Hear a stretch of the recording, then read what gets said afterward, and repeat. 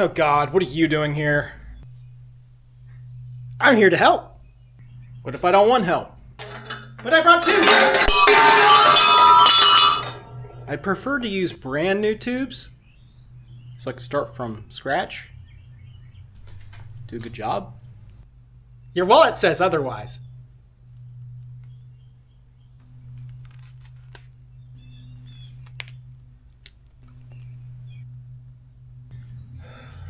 You're right. You're always right. I hate listening to you. Responsible Ross always wins!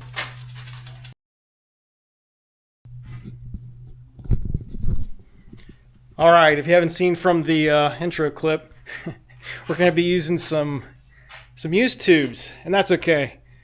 We can still get a good outcome. We'll just have to do a little bit more prep work. Now, I already cut up these tubes a bit to kind of get my idea of how I want this stuff to fit. I do have a straight length of brand new tube, which is nice. So I'll have some brand new stuff to weld, and I have 145, which in the intro montage I dropped, so got a little ding in it. Whatever, doesn't matter. I can hide it. So anyway, so basically what we got going on today is I'm going to connect the long run from the intercooler. I would consider it the cold side. Hopefully it's cold. Into the intake manifold throttle body area. Okay. Side. In typical Ross fashion, whenever I say something, I end up having to eat my words. So again, Ross will be eating his words. In a previous video, I said something about not liking to do pie cuts specifically out of aluminum, but all I have in that size tube is straight. So eating my words, Ross is going to make a pie cut charge tube, even though it doesn't need to be. I could literally buy a tube and it fit perfect, but it's not what I got. I got a straight length, so we'll make that happen as well. Charge tubes, let's do it. Generally, I'm a big fan of shiny charge tubes, but sometimes beggars can't be choosers, and because I have used tubes, I'm going to have to give all these a little bit of a buff with some Scotch-Brite. And I think I'm going to change it up a bit and actually do some satin black on these tubes. Not in powder coat, but in like the old SEM trim black. I do like that. I think it looks pretty slick. I've never done it on charge tubes. We're kind of going to have to see what it looks like. And I'm also thinking about doing the valve cover in a satin black as well. That might look cool. Bunch of satin black. We'll see. But I'm going to prep these up and then we'll get to some welding.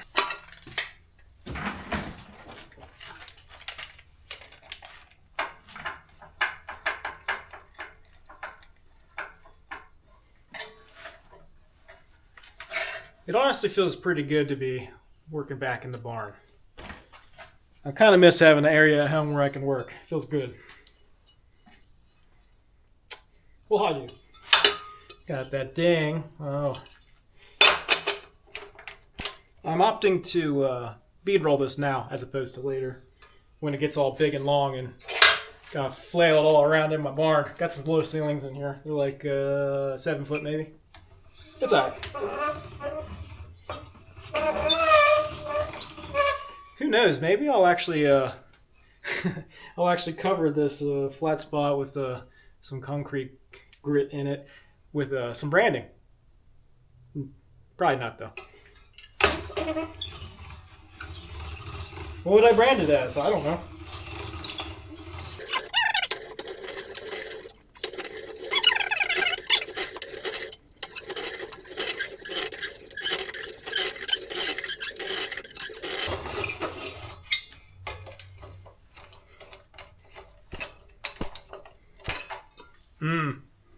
So good.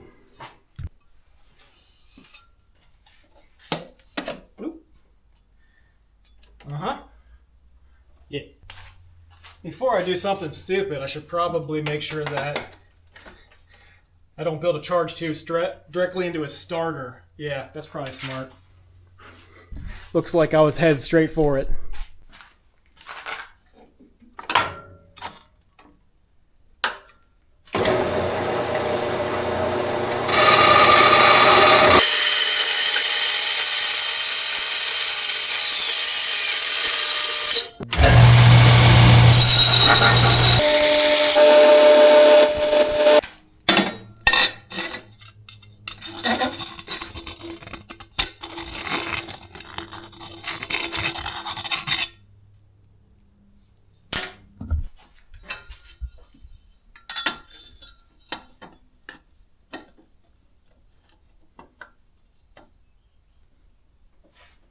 Does it look cool? I don't know.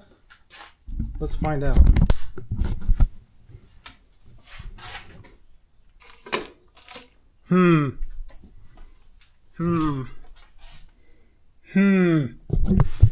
I think. These are dangerous words to say, I think. I think I might need a little bit more clearance here for the radiator fan shroud that I eventually make for this. I have not picked out fans yet. I think I'm probably going to, as far as which fans, I know what size I'm going to use. I'm probably going to use 8-inch, probably 2 of them. If I can get them in like 4,000 CFM, that'd be sick. I doubt it, but we'll see. 4,000 CFM is a little bit, probably overkill, but.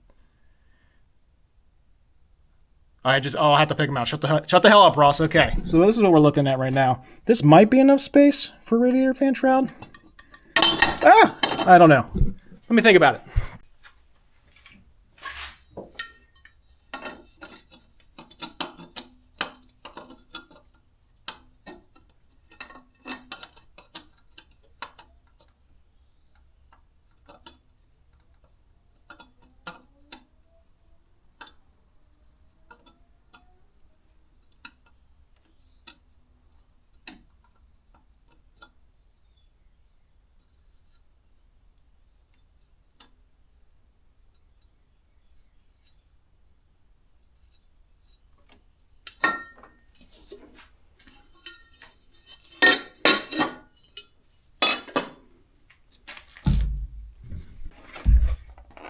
Brought the A Squad team from work.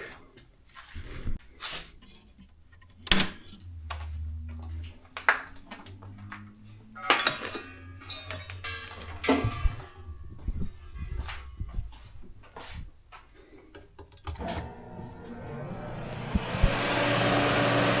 know what that means? Woo!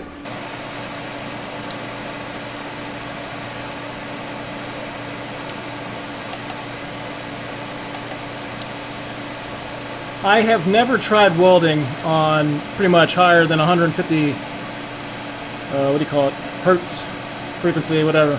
So let's try 200. This should be fun.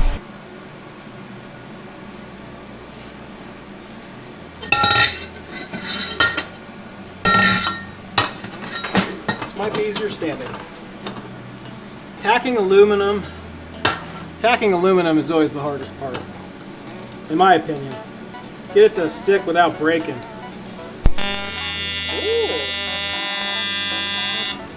That's a fun noise. Don't break.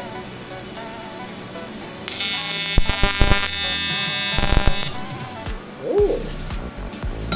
Up. It broke.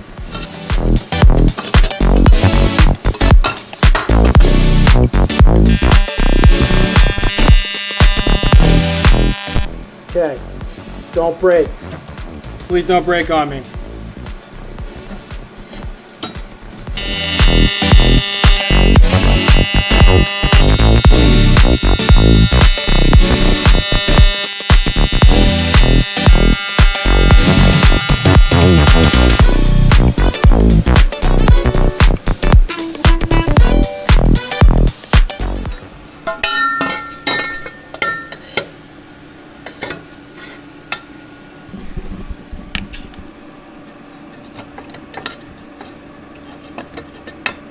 Oh yeah. Let's mark that and tack it and then weld it all. Fun. This one's going pretty smooth.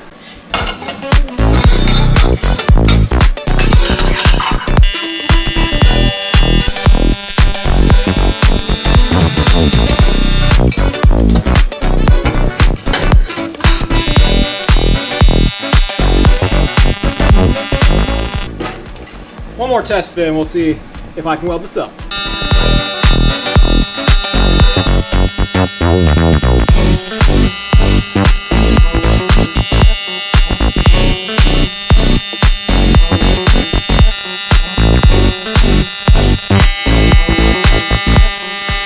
Man, what the fuck?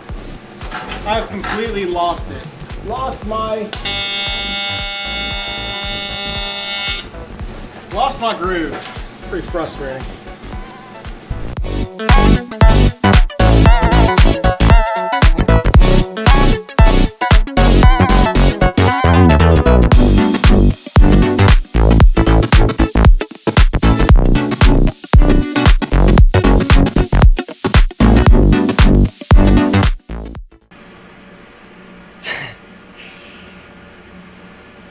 I made a really rookie mistake. I know better than this. I fabbed something before I had all the parts installed. But that's okay. It gives me another chance to do better welds because honestly, I'm pretty out of practice. It is bad. I am well past my prime and it's really frustrating. It's hard to get back in the groove. But this just gives me a little more extra practice so that my tube welds will be good enough for old Ross here. I have high standards, and it sucks when you can't work to your own standards. This is not like the ST165. This car has to be pretty freaking nice when it comes to the fab work. So, rookie mistake. Didn't have some of the parts installed before I started fabbing. That was really dumb, but that's okay. It's not going to be too bad of a mistake to fix. Let's get back to it.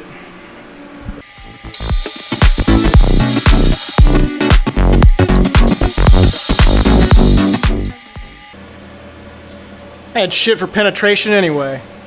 Ah!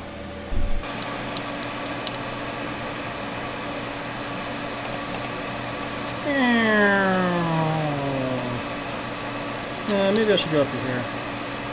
We'll do 100.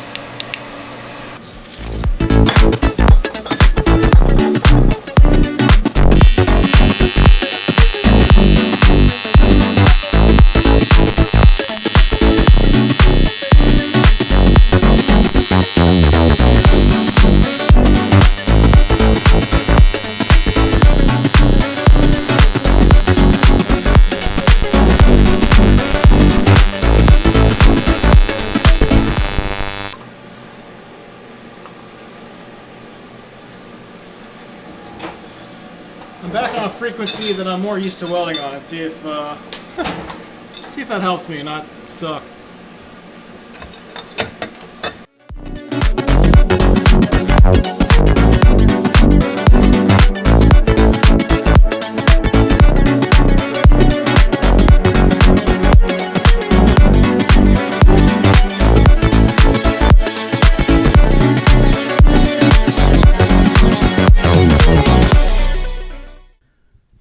Okay, I think I like the way this is looking a lot better. My welds look better. I need to go get a haircut, so I will be right back.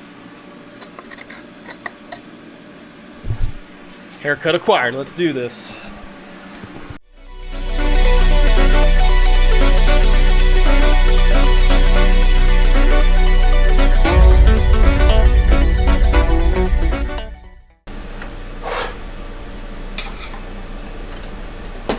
Hey, it's a spider friend. Check this guy out.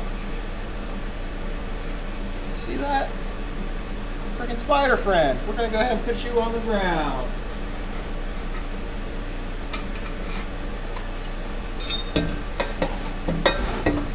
He says, someone there? I say yes, it is I, Ross, welding. Ow, jeez! Glad that happened now.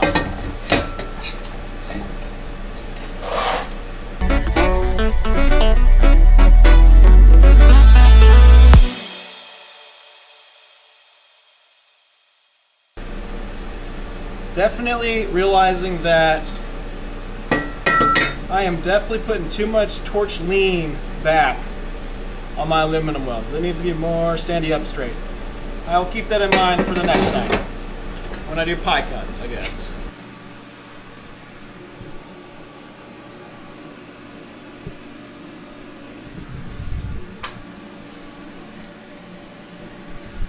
All clamped up. Worked out pretty good. I think it fits better, or I should say it flows better in the engine bay as it is, as opposed to before. So I'm pretty happy with that. We will, yeah, that's pretty cool. That's pretty cool. Still got plenty of room. I think this is even better spacing for a radiator fan shroud. So that's good. Gonna go ahead and start cutting some pie cuts, I guess, for the hot tube. Stay tuned. I guess I will kind of run you through how I do pies. Even though it's been a long time and I don't really have a system anymore, we'll kind of just go through how I'm thinking about it. So basically what I'm thinking is I need an angle that is less than 90. I approximate it to be about 80 degrees is the bend from the turbo to the inlet of the intercooler. So what I did was I want to do that in 3 pies, so 3 sections, so it's not too many. And then I did the math. That gives me 26 degrees. And then I divide that by 2. So that's each side of the pie. So I'm looking for, like, I don't know, what is that? 13 degrees? I did the math. Yeah, 13 degrees is basically what I'm aiming for each side of the pie. Okay, so my first step normally is to draw a line down the tube length.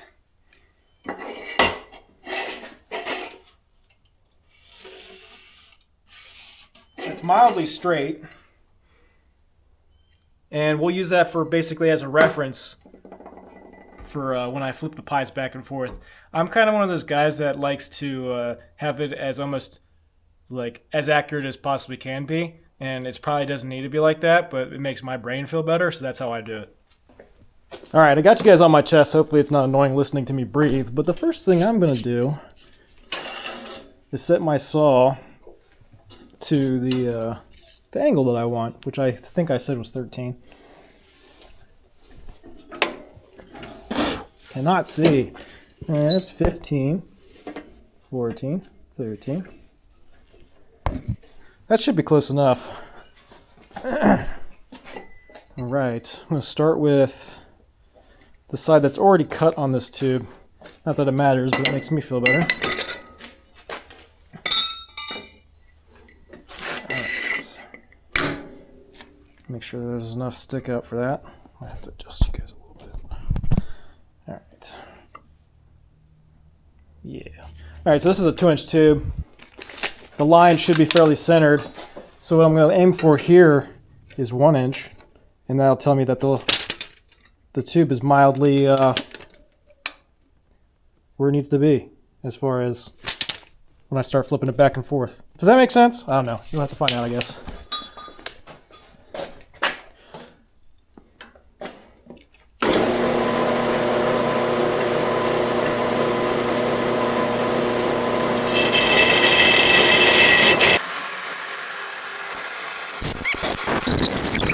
Cool. All right, so that's our first cut. I think what I'm going to do to make my life a little bit easier and sort of running through these angles is I'm going to mark a line. Yeah, I should probably point you at it. I'm going to mark a line on this back stop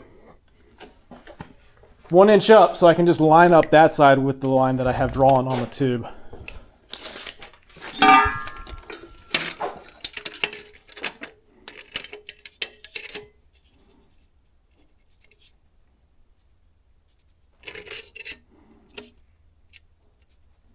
Okay, now I need to find a straight edge. Went ahead and marked this 1 inch in. So now I'm going to flip the tube. I'm probably going to have to put a little mark on the face of this so I can actually see it. In line with the line. Line up that line with that line. Get my stick out that I want. I'm probably going to do, how much should I do? I should actually measure it.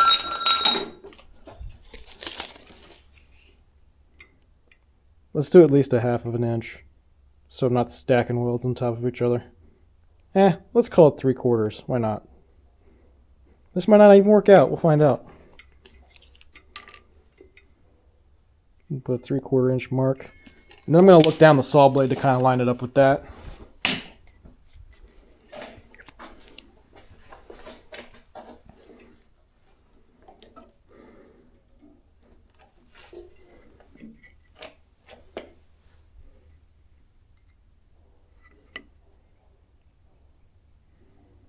That looks pretty close. Now I could set a backstop on this so that I could just push the tubes to it, but we're not going to do that on this one. So make sure our tick is lined up with that line, and that gives all that rotation. Sick. Okay, I'm going to cut this one.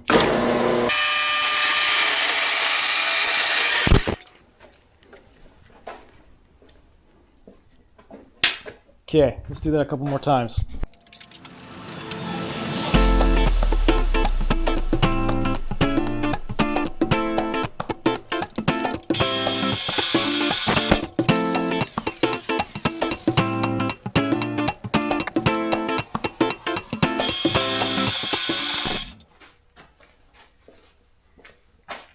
let's stack them all up after prepping them.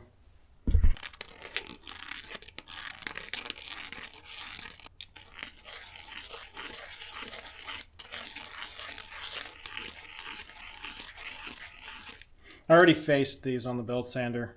It makes awful noises, so I spared you. This one's a little bit warm.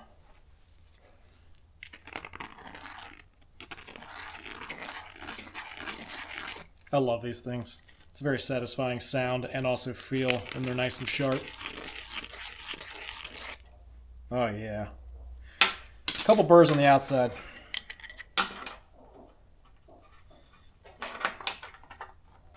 Ah, yeah. Might not be the truest flowing thing, but that should probably work. I'm going to check it on the car and see if we can go with this or if I need to add more angle. Well, in typical Ross fashion, I guesstimated my angle wrong, and I actually only need 2 of these to make it line up just right. And I don't know if that's going to look good. So, do I just do 2? Or do I cut another section out of these and make it look like more pie cutty? I don't know. I can't decide. I'll get back to you. I've decided that we're just going to tack it up, build the tube basically, and if I feel like it needs more pies to look more better, that's what we'll do. But for now, we'll just put some straight tubes on the end of these guys and see if it looks okay. It would look way better if it was literally just a radius tube, but it's not what we have. So I'll tack these up.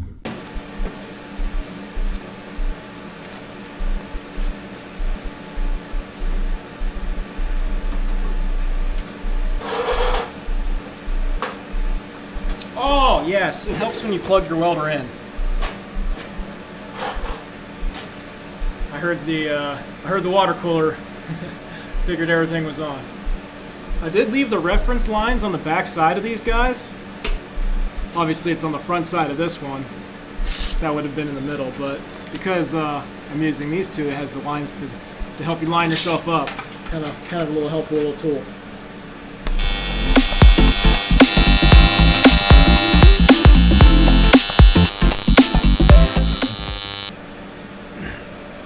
Got the first stub cut. I'm going to use this to help me figure out what the length of the second stub will be.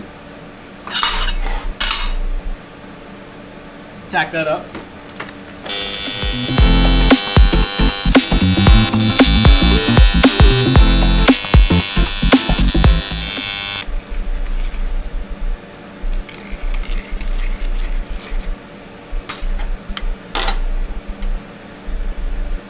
Sick.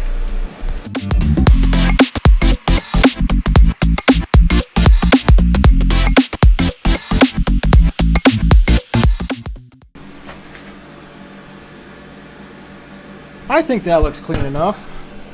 Sorry I bonked your head. What do you guys think? Yeah, I'll just have to remember that it's the inside you can see and not so much the back side when I go to weld this. So I'll have to take extra care of making it try to look good right in here. Yeah, okay.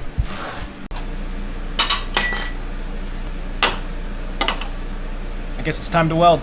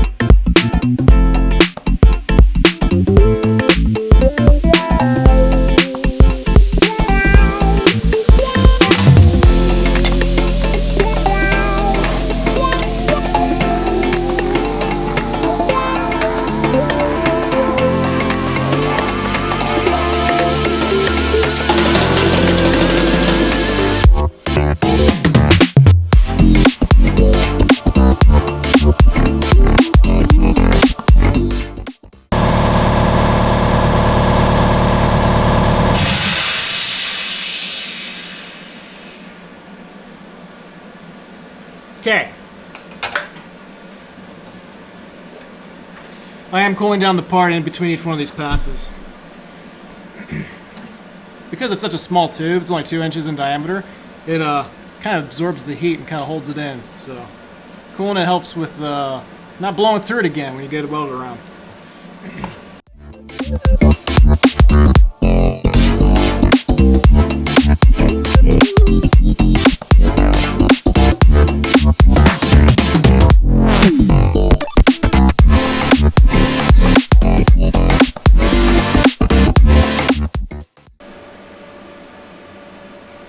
Not bad. Got some fairly decent penetration. I wouldn't consider it full. There are some spots that are not the whole way through, but did okay. My stop starts could use some work, but overall I'm fairly happy. I'm just out of practice. Working on that. Alright, I'm going to roll some beads on the ends of these tubes and this should be fairly done.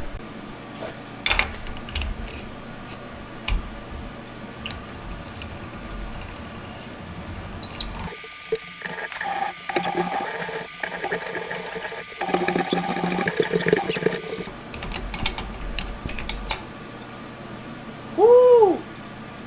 I love this huge burr that it puts on it. Oh, it's my favorite.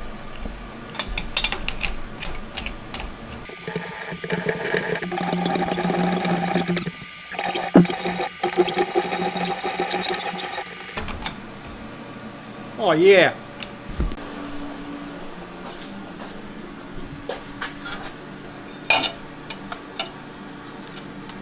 Oh, it's so tight.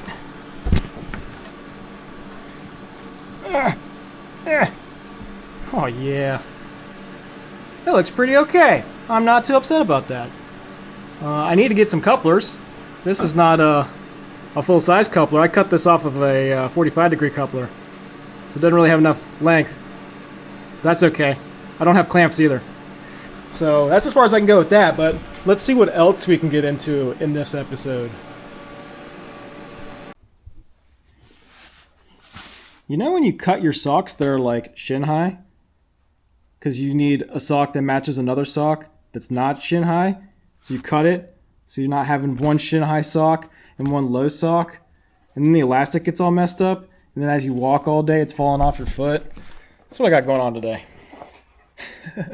Just thought I'd share. Why not? Oh, okay. So off camera, I've been kind of going through and getting some wiring figured out on this thing. I don't know what's going on, but I cannot find any of the brackets that I need that mount these electrical things. I can't find the brackets that mount my power steering reservoir. You know, when I took this car apart, I put all the parts in one tote that were specific to this car, and for some reason, they're just not around anymore. I don't know what's going on with that. Ugh. So either I make them or I keep looking and find them, but it's looking like I can't find them. I have no clue where they are. They're somewhere. They're somewhere. You can tell I've been looking because I've made a mess. That sucks. But I'm going to keep continuing on and seeing what I can do to finish off this video. I cannot find my brackets, which means that I'm going to have to build the brackets. And I'm not really in a bracket building mood right now. I was going to use the plasma table, and